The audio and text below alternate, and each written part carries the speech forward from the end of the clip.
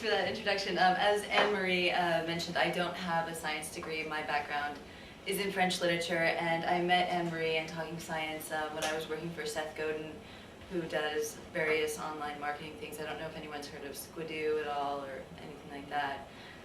So anyways, I was making web pages for nonprofits, and that's how I met Anne-Marie, and she said, well, we're trying to make science cool, can you help? And I kind of went, no, I don't think so. Sorry. I just don't know how I can help you, because to me, and that's not because science isn't cool, it's just because it hasn't, in my point of view, it hasn't been marketed to sort of the general society as something that's cool. It's always been, you know, geeky or whatever.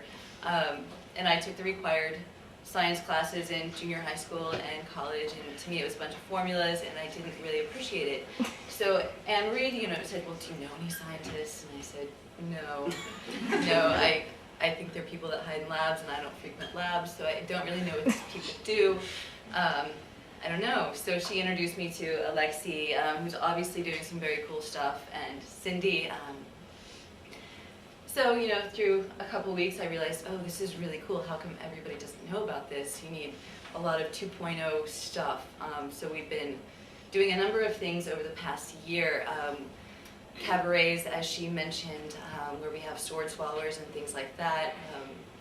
It's sort of science as a show and how science works in, you know, everyday life, things like that. And so my job has been to put this on the internet and reach, I don't want to say normal people, but non-scientists, which is the bulk of who we're trying to reach, really. I guess that's accurate.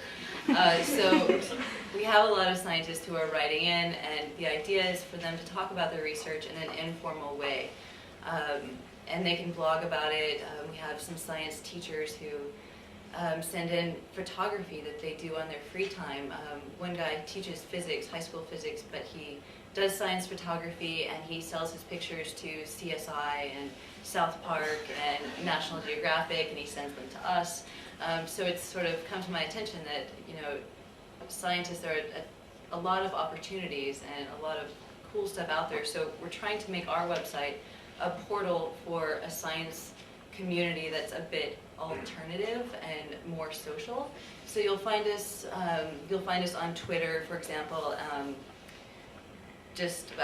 We'll Twitter about anything and everything, that mostly things outside of the lab and more in communities. We Twittered about coming here. We did. That's true. So anyway, so that's my job.